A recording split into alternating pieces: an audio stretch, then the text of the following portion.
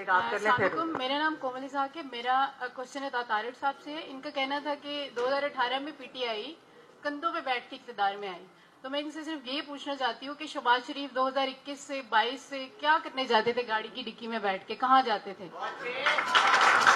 क्या होता था? मुझे बस इस बात का आंसर चाहिए। Thank you.